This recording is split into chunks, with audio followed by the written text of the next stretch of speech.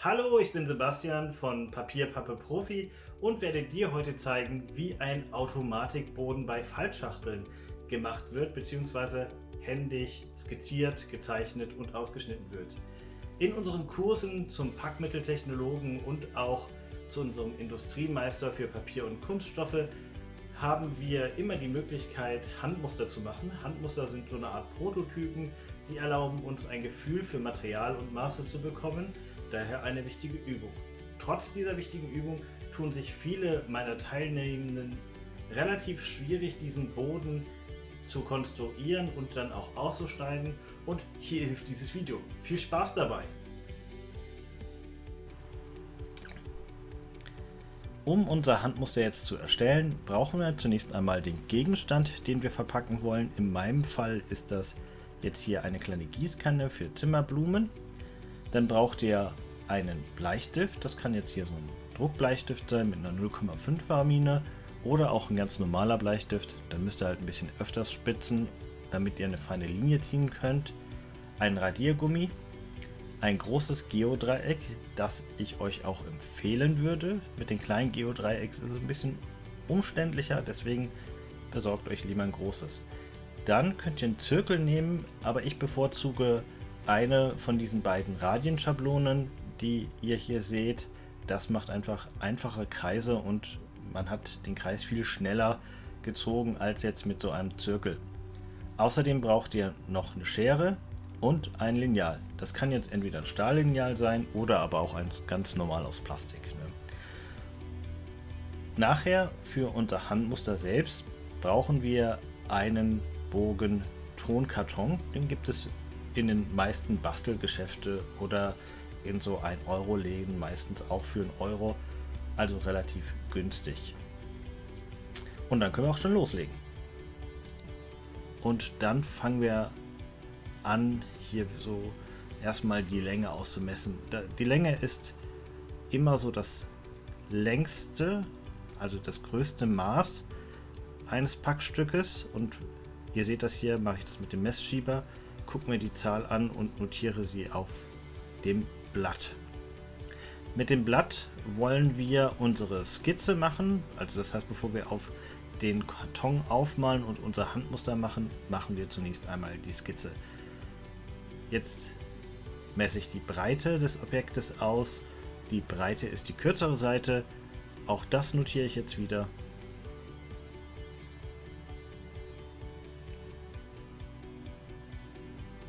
Und dann fehlt mir noch eine Dimension, die Höhe. Das mache ich jetzt auch, indem ich den Messschieber ganz aufmache und die Spitze und den Moden messe. Ihr seht, das ist nicht ganz einfach. Manchmal mit manchen Dingen muss man ein bisschen fummeln, aber das ist auch kein Problem nachher.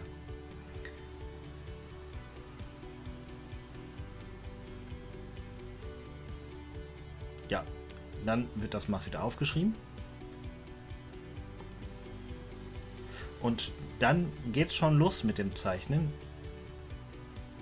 Es ist wichtig, dass ihr euch eine Universalzeichnung daneben legt, damit ihr einen Eindruck davon bekommt, wie das nachher aussieht. Ich werde euch unten eine Universalzeichnung verlinken in der Infobox, so dass ihr ganz bequem die runterladen könnt und dann mal schauen könnt.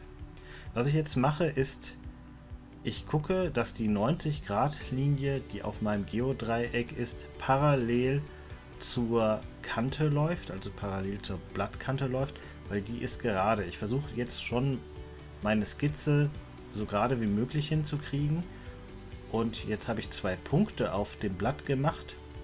Die werde ich jetzt verbinden. Ich kontrolliere jetzt noch einmal, ist alles wirklich richtig gerade, also stimmt der Abstand von der Blattkante bis zu meinem Punkt. Jetzt lege ich das Stahllineal an, das ist breiter als das Blatt Papier, und jetzt ziehe ich meine erste Hilfslinie. Und das ist meine Basislinie, von der gehen jetzt alle Striche aus.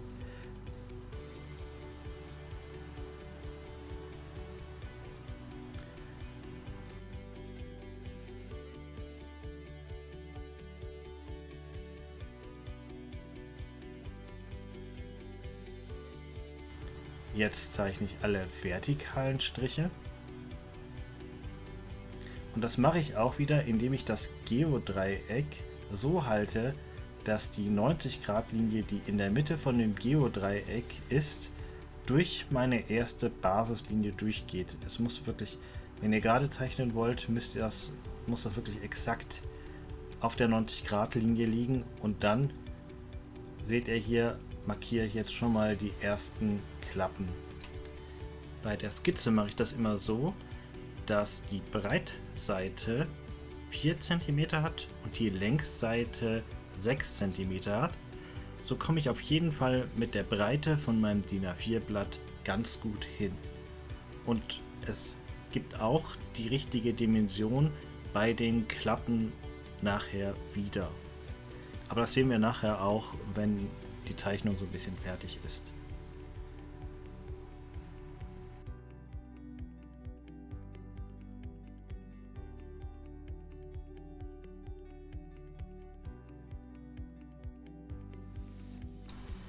Meine Grundzeichnung ist nun fertig. Ich habe jetzt hier für die Längsseiten 6 cm, für die Breitseiten 4 cm. Ihr seht, das ist jetzt von rechts nach links vorgelesen. Und jetzt fange ich auch an, oben den Karton weiter zu zeichnen. Ich lege jetzt wieder das Geodreieck so, dass die 90-Grad-Linie an der Vertikallinie ist. Jetzt noch 1 cm nach oben, um die Einstecklasche einzuzeichnen. Und immer schön gucken, dass alles gerade und parallel ist. Ja, jetzt ist die eingezeichnet. Jetzt zeichnen wir auf den Breitseiten noch die Staublaschen ein. Die machen unseren Karton staubdicht. Und bei Schuttgütern sorgen die Staublaschen dafür, dass da nichts rausrieseln kann.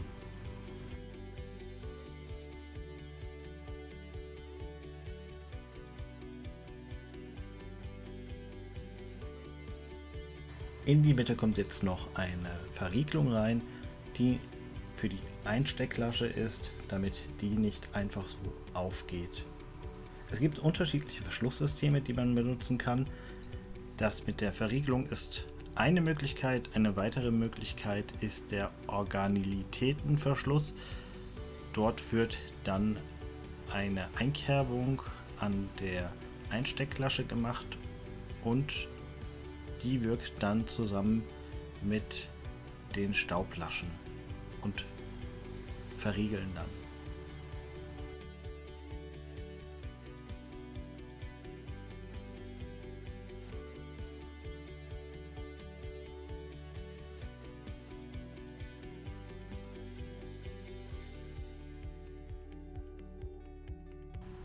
Jetzt zeichne ich noch die Klebelasche ein. Weil wir ja vorhaben, einen Bastelbogen zu bearbeiten, können wir hier Maße aus dem Fallschachtelbereich ranziehen. Das heißt, meine Klebelasche wird jetzt hier 1 cm bis 1,5 cm dick und danach mache ich mich auch an den Boden ran. Jetzt gucke ich mir gerade an, wie breit ist denn das Stück. Ich stelle jetzt fest, das sind 6 cm und jetzt zeichne ich meine unterste Linie an. Das ist das Maximalmaß nach unten der Klappe und da ziehe ich mir jetzt einfach eine Hilfslinie. Auch hier wieder gucken, dass man so gerade wie möglich bleibt.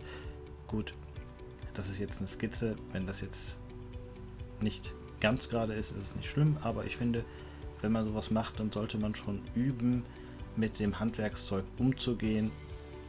Ja, jetzt habe ich mir eine 3 cm Linie eingezeichnet, das ist so quasi die Mitte.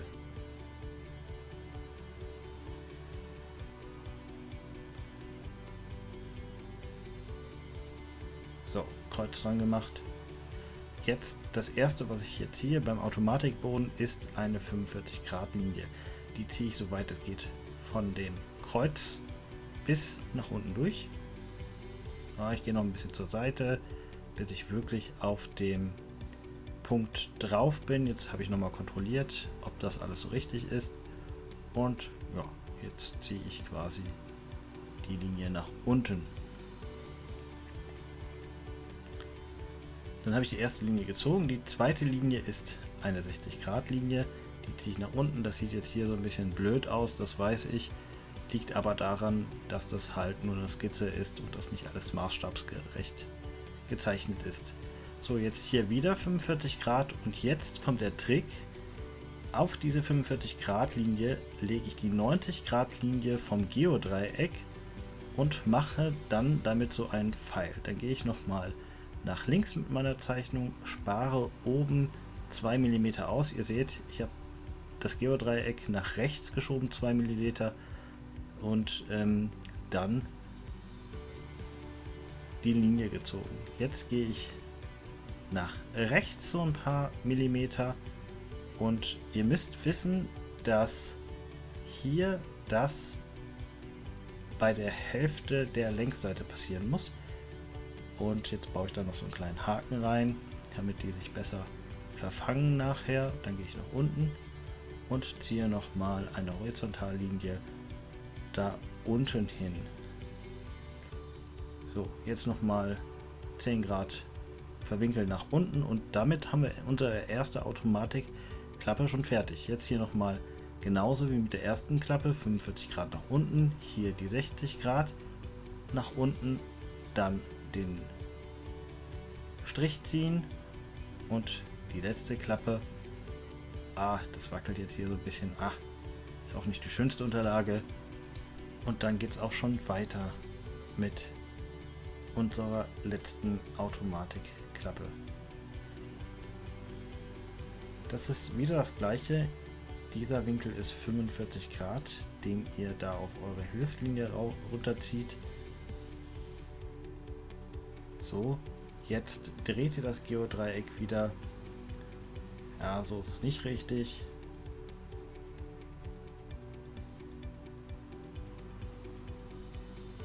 Und dann wieder mit der 90 Grad Linie des Geodreieckes auf die 45 Grad, die wir gezeichnet haben, drauflegen, den Strich nach unten ziehen und dann bleibt wieder so eine Pfeilform übrig. Wieder dann von links nach rechts unseren Abschluss einzeichnen, ein paar Millimeter nach vorne schieben, also nach rechts, um ein bisschen Distanz zu haben. Dann unten die Gerade einzeichnen, der muss wieder exakt in der Mitte sein. Die linke Klappe muss also die erste Klappe, das ist die linke Klappe, muss mit der dritten Klappe in der Mitte übereinander treffen. Das ist wichtig beim Zumachen, sonst verriegelt er nicht. Ja, jetzt haben wir unsere Zeichnung endlich fertig und jetzt tragen wir noch unsere Maße ein. Das hilft uns nachher dann, wenn wir auf dem Karton zeichnen, schneller voranzukommen. Ihr seht, ich ziehe jetzt hier in der Mitte einen großen Strich rein. Jetzt mache ich noch überall Pfeile dran, damit ich dann beim Zeichnen auch nicht daneben gucke. Das habe ich jetzt für die Horizontale gemacht. So, jetzt schreibe ich hier alle Maße dran. Man sagt, beziehungsweise der ECMA sagt, dass ihr hier eine Zugabe von 2 mm machen müsst. Und das gleiche gilt dann auch für die Höhe. So, jetzt zeichne ich hier den Deckel ein, schreibe das Maß dran. Jetzt noch die Deckelbreite. Die Deckelbreite ist einmal das Kalibermaß nach links und rechts an der Klappe, damit die Klappe nachher so ein bisschen übersteht und man nicht so direkt auf den Riller guckt, beziehungsweise auf die Staublaschen. Und deswegen macht man die Klappe oben ein bisschen breiter, um einmal eine Kaliberbreite. Ja, und dann die Standardmaße dran. Radien dran, damit es schön aussieht und sich leicht einstecken lässt.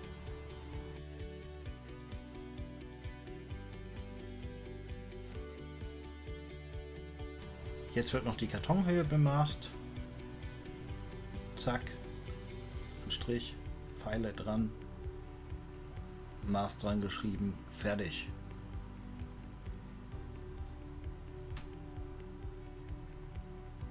Jetzt brauchen wir noch ein paar Horizontalmaße.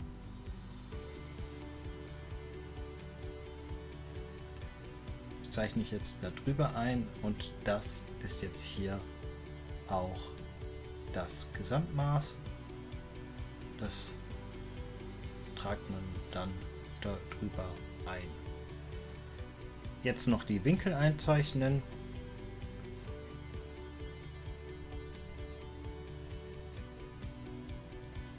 Das erste ist ja 45 Grad, das andere ist 60 Grad. Wieder 45 Grad.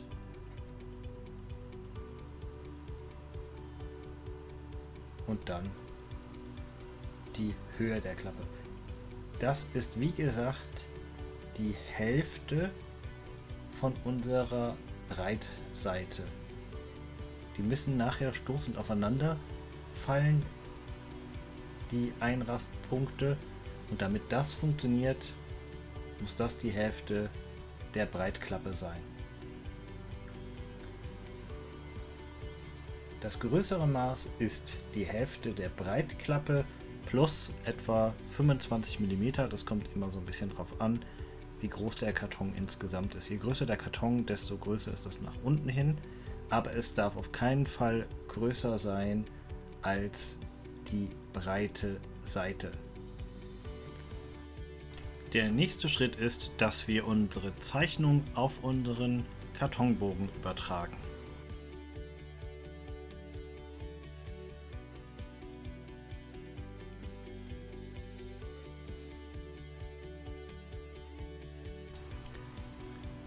Jetzt erkläre ich euch noch mal ganz kurz, wie das Geodreieck funktioniert. Wir haben innen drin die Gradanzeige und außen die Gradanzeige. Dann haben wir die Flanken und die 90-Grad-Linie in der Mitte. Die werden wir jetzt auch verwenden, um an der Schnittkante des Papierbogens eine gerade Kante zu nehmen.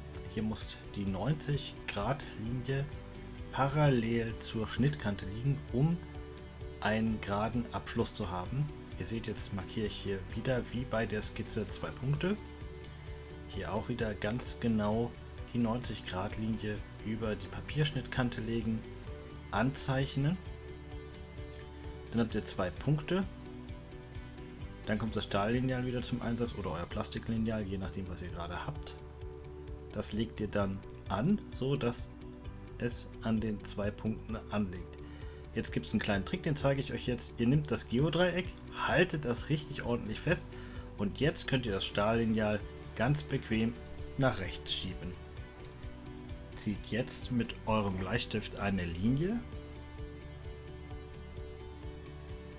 Jetzt wieder das Geodreieck festhalten und das Stahllineal oder euer Kunststofflineal nach links schieben. Die Linie ziehen. Jetzt schiebt das Stahllineal wieder an das Geodreieck dabei gut festhalten, das Geodreieck nach oben schieben und die Linie machen. Und dann ist sie gerade. Das ist jetzt wieder unsere Bezugslinie, die ist ultramäßig gerade. Ich kontrolliere das jetzt auch nochmal, ob das wirklich so ist. Ja, tatsächlich. Das ist so. Und ihr seht, ich lasse mir auch extra viel Zeit dafür.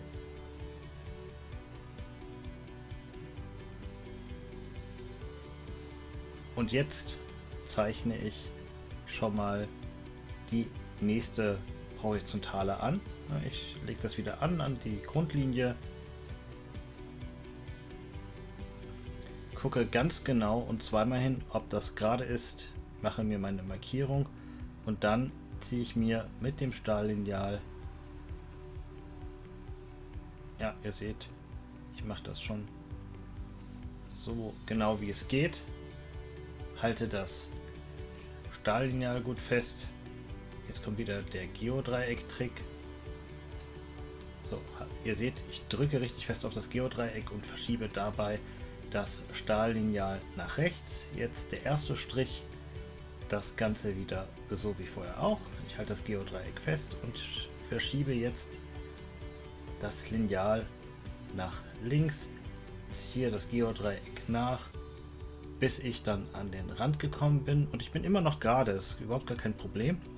Ziehe jetzt die Linie bis zum Geodreieck, halte jetzt wieder das Geodreieck fest und schiebe das Stahllineal zur rechten Seite. Jetzt ziehe ich den Strich fertig und jetzt haben wir hier 2 gerade Striche, die in Abstand von unserer Kartonhöhe sind.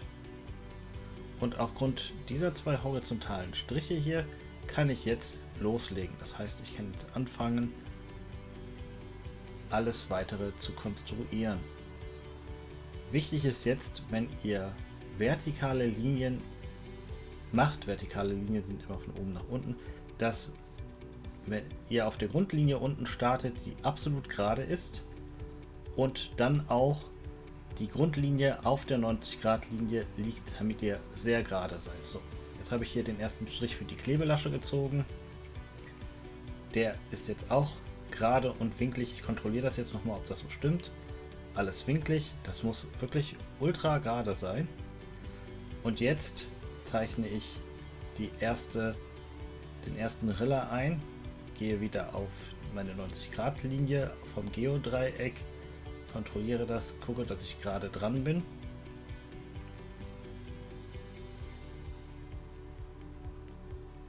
Nehme mir jetzt nochmal mein Stahllineal. Ja, ist noch nicht ganz gerade, jetzt aber, ja, ihr seht, der Vorteil ist, ich kann das nach oben und nach unten verschieben. Ziehe jetzt von unten nach oben, aber ihr könnt auch von oben nach unten ziehen, das bleibt euch überlassen. Bis oben hin, das muss ich nochmal verlängern, zack, seht ihr, verlängert. Weiter nach oben ziehen.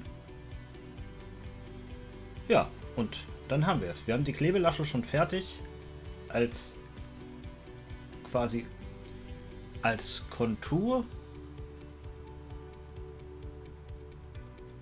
Und jetzt gebe ich die Originalbreiten ein. Das ist wieder meine erste Klappe.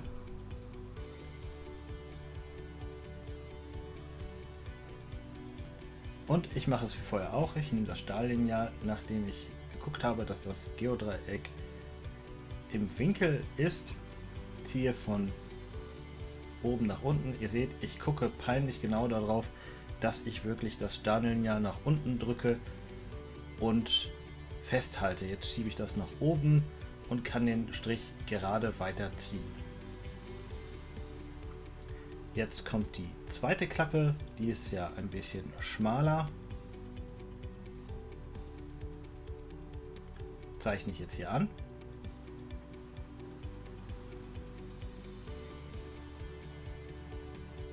Nochmal kontrollieren. Wieder gucken, dass die 90 Grad über der Linie sind, damit die im rechten Winkel und gerade ist. Jetzt wieder Stahllineal zur Hilfe nehmen und dann von unten nach oben ziehen.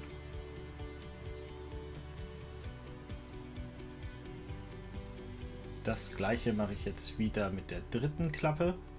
Hier auch wieder messen und genau gucken, dass alles schön im Winkel ist, damit es nicht krumm und schief wird. Anzeichnen. Wieder gucken, dass das über der 90 Grad Linie ist und schön im Winkel zur Grundlinie und dann wieder von unten nach oben und dabei schön das Stahllineal festhalten.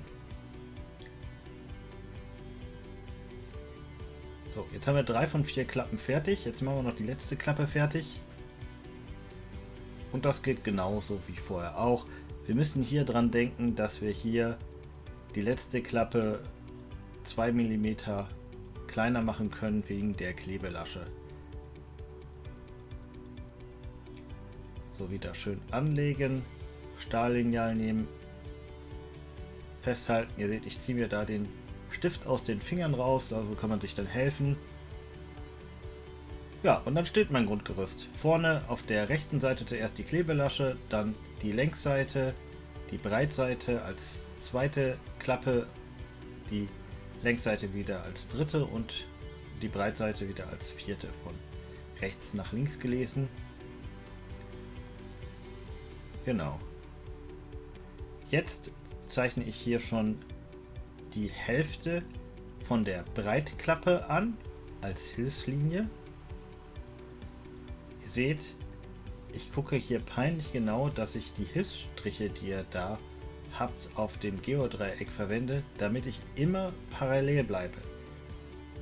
Und dann nehme ich auch immer das Stahllineal, schaue, dass das so gut liegt wie möglich und versuche dann einen kompletten Strich durchzuziehen. Das ist wichtig, weil wenn ihr zwei Striche macht, dann lauft ihr einfach Gefahr, dass ihr da verwackelt und ihr einen Doppelstrich da stehen habt. Es sieht halt auch nicht schön aus, ne? Muss man auch so wirklich sagen. Und man kommt nachher auch in den, ja, quasi in die Versuchung, da schief zu schneiden oder schief zu zeichnen. Also von daher solltet ihr gucken, dass ihr da sauber arbeitet. So, das war jetzt die Hälfte von der Breitseite.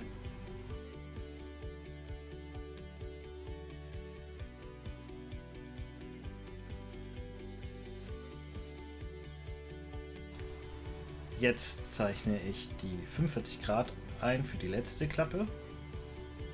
Ihr seht, die 45 Grad Linie geht durch meine Hilfslinie durch. Das gleiche mache ich jetzt auch mit der zweiten Klappe so. Ich gucke also immer, dass ich die gleichartigen Dinge immer direkt hintereinander zeichne. Dann habe ich nämlich die Sachen im Kopf und brauche nicht so oft auf die Zeichnung gucken. Das verhindert so ein bisschen was Fehler. Jetzt hier auch 45 Grad Linie, dann in der ersten Klappe auch 45 Grad Linie ziehen und dann haben wir alle 4 45 Grad Linien dann gezogen.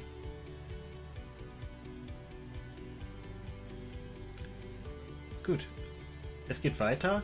Ihr seht, ich lege das Geodreieck jetzt so, dass meine 90 Grad Linie in der Mitte vom Geodreieck auf der 45 Grad Linie liegt, die ich gerade gezogen habe. Jetzt kann ich wieder den Pfeil zeichnen, wie vorher auch. Und das gleiche mache ich natürlich auch auf der anderen Seite. Ihr seht, manchmal habe ich auch so meine Schwierigkeiten und muss da ein bisschen rumgucken. Ja, aber auch ich finde mich dann irgendwann mal wieder zurecht. So, dass die 90 Grad Linie wieder über der 45 Grad Linie liegt. Zack, den Strich nach unten gezogen. Und jetzt haben wir hier zwei Pfeile.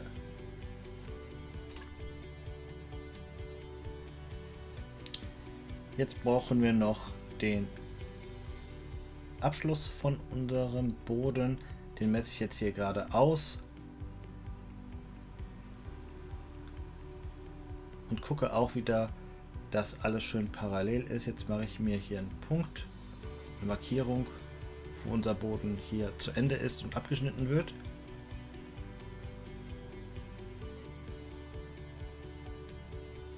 So, das gleiche muss ich natürlich auch auf der anderen Seite machen und ich gehe immer von unserer Basislinie aus, die wir uns zu Anfang gezogen haben. So, ihr seht das, jetzt ist das auch eingezeichnet und jetzt das Geodreieck dran halten, die Punkte verbinden. Ich nehme dann immer noch das Stahllineal zur Hilfe. Ja, dann halte ich das Stahllineal fest und jetzt ziehe ich die Linien.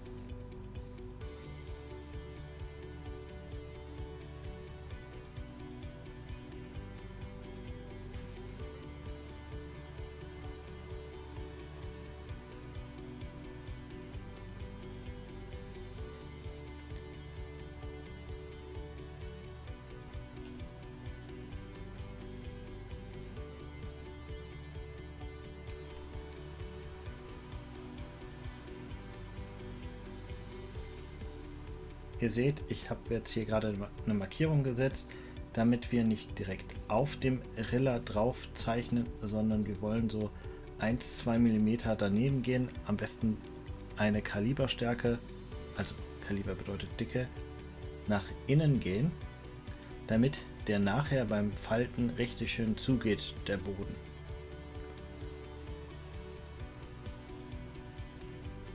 Jetzt messe ich nochmal nach. Ich kontrolliere mich also auch mehrmals selbst in der Zeichnung, weil es halt schon sehr anstrengend ist, jetzt da was hinzuzeichnen und nachher auszuschneiden, nur um dann festzustellen, dass man die Maße nicht getroffen hat. Dann passt der Karton hinten und vorne nicht.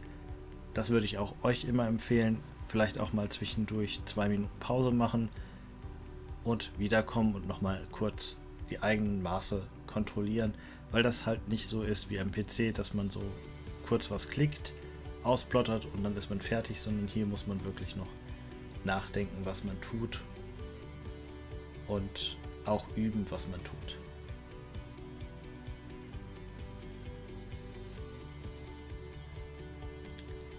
Ja, ihr seht, ich gucke jetzt hier gerade, wo ist genau die Mitte und rechne jetzt genau die Mitte aus von der Klappe. Das ist wichtig, dass wir hier die Mitte haben und die Mitte ist eine halbe Breitseite, also von den schmaleren Klappen die Hälfte. Ihr seht, ich lasse mir auch extra viel Zeit dafür, weil das ist das, was nachher passen muss. Und jetzt gucke ich auch zweimal hin, was ich da tue. Gucke auch nochmal auf das Geodreieck, zeichne schon mal hier dann die Strecke ein und das gleiche mache ich jetzt auf der anderen Seite. Auch hier gucke ich, dass ich sehr genau arbeite, richtig parallel bin, gerade bin, nehme die Maße von eben und kann dann schon mal den Strich hier ziehen.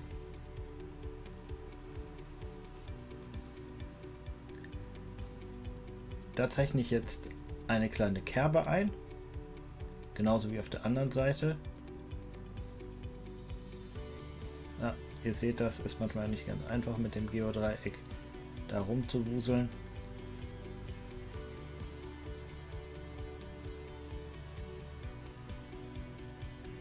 Jetzt übernehme ich auch noch mal die äußere Schnittfläche hier.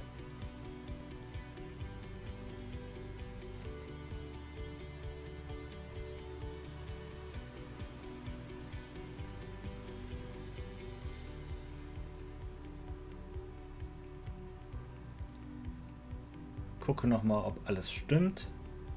Ja, sieht ganz gut aus. Und jetzt kann ich mit Hilfe des Geodreieckes, das seht ihr hier, die 45 Grad Linie, die da schräg auf dem Geodreieck ist, da ziehe ich die jetzt nach unten.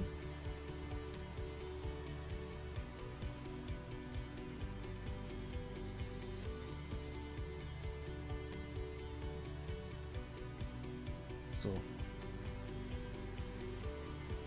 Jetzt nochmal messen, passt alles. Alles in Ordnung. Und jetzt die 60 Grad einzeichnen. Das ist manchmal nicht ganz einfach. Ihr seht, oben habe ich jetzt hier, wo mein rechter Zeigefinger ist, die 10 Grad eingestellt. Jetzt überlege ich nochmal, ob das sinnvoll ist. Nicht alles, was man so skizziert, ist dann nachher auf dem Bogen wirklich sinnvoll, aber hier stimmt es. Also ziehe ich jetzt die Linie von oben nach unten und unten nur noch mal zur besseren Sichtbarkeit ziehe ich die Linie nach. Das gleiche mache ich jetzt auch auf der anderen Seite.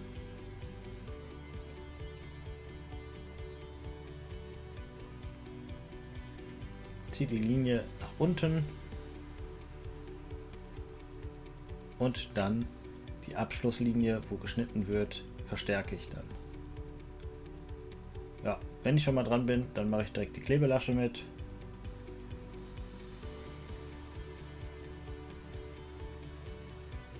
Ja, ich suche noch den Winkel, aber den habe ich gleich gefunden.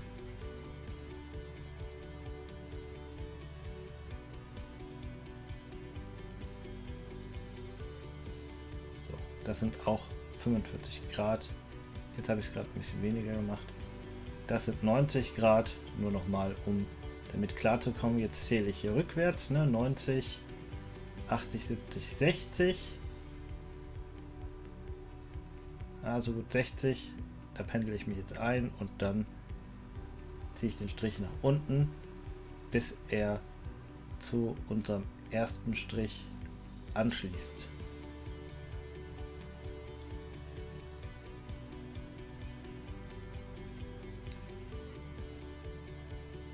Hier dann ein bisschen steiler. Okay, jetzt haben wir unseren Boden quasi konstruiert. Ich mache jetzt hier noch die 60 Grad für die Klappen. Sehe, das passt jetzt nicht so gut. Na gut, dann nehme ich jetzt halt 50 Grad und versuche jetzt so mein Glück mit den 50 Grad. Ich gucke immer auf die letzte Klappe unten, auf den letzten Schnitt und gucke, dass da noch so eine gerade Strecke ist. Ihr seht jetzt, original haben wir eigentlich 60 gesagt. Ich nehme jetzt hier aber 40. Also 60 haben wir in der Skizze gesagt, aber hier habe ich halt gesehen, das passt hinten und vorne nicht, deswegen nehme ich 40. Ich muss das dann nachher nur in meiner Skizze dokumentieren, damit ich, wenn ich nochmal so einen Karton machen möchte, nicht schon wieder den gleichen in Anführungsstrichelchen Fehler mache.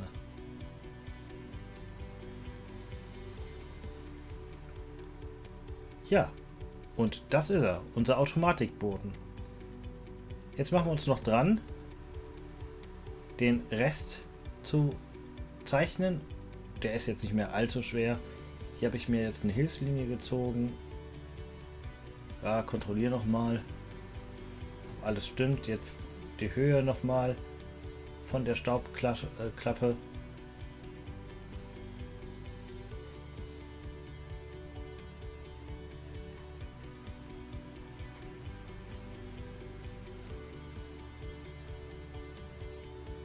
Und dann die Abschrägung.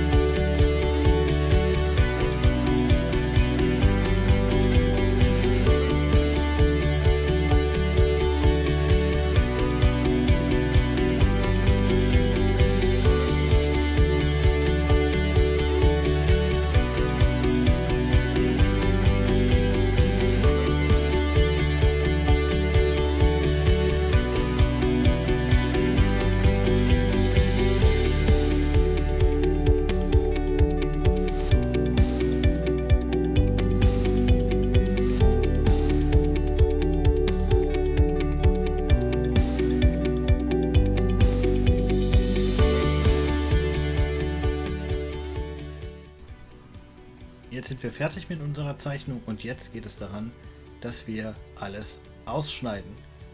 Wie gesagt, ich mache das am liebsten mit einer Schere. Ihr könnt aber auch ein Skalpell benutzen. Solltet ihr das tun, passt auf, dass ihr euch nicht in die Finger schneidet. Okay, dann lasst uns loslegen.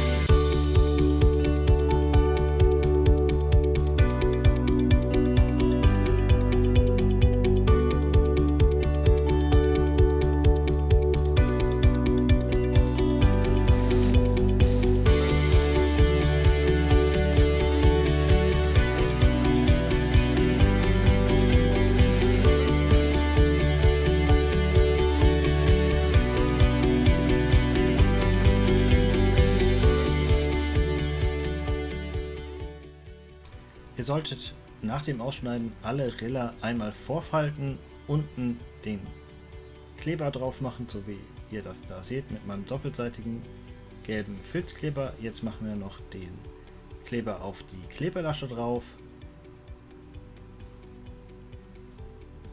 Das mit dem doppelseitigen Klebeband hat den Vorteil, das matscht nicht so rum. Jetzt nehme ich mir die Schere, gehe nochmal die Konturen nach, damit auch nichts übersteht von dem doppelseitigen Klebeband.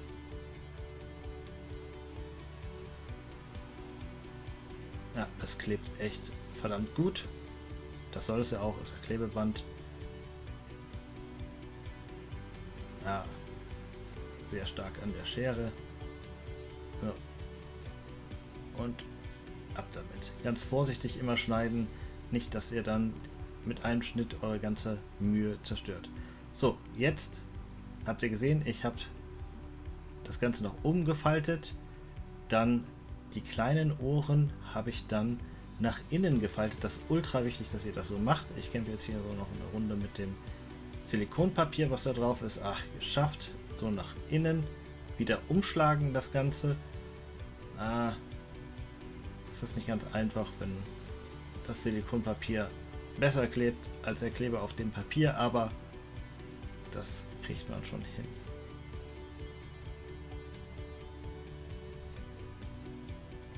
Na? Nach ein bisschen hin und her wird das ja wohl gehen.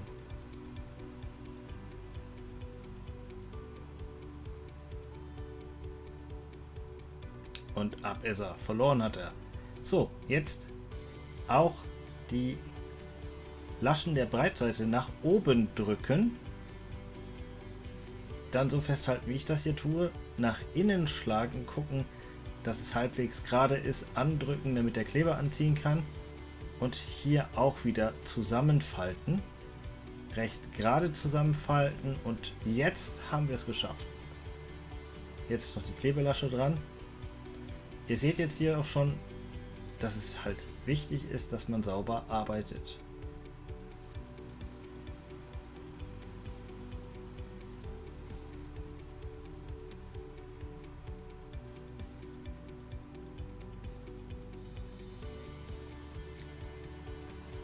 Jetzt noch den Kleber ab. Gucken, dass alles gerade ist. Zusammenkleben und jetzt können wir endlich unsere Funktionsprobe machen und wir sehen, tada, er drückt sich so zusammen. Naja, bei mir ist die Schwierigkeit, dass das nicht der festeste Karton ist und deswegen muss man da so ein bisschen nachdrücken. Aber im Großen und Ganzen sieht er schön aus und es passt. Jetzt gucken wir mal, ob unser Packstück reinpasst. Passt perfekt. Staublaschen umlegen, Deckel drauf.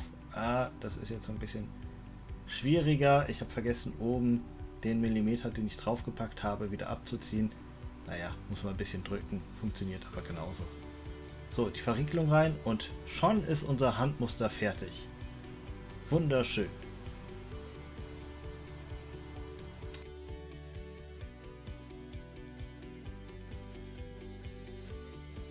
Wenn dir das Video jetzt gefallen hat, dann abonniere uns doch. Mit der Glocke natürlich, denn die Glocke ist das wahre Abo. Und wenn du Lust hast, surf doch auf unserer Internetseite vorbei oder besuch uns auf den sozialen Medien.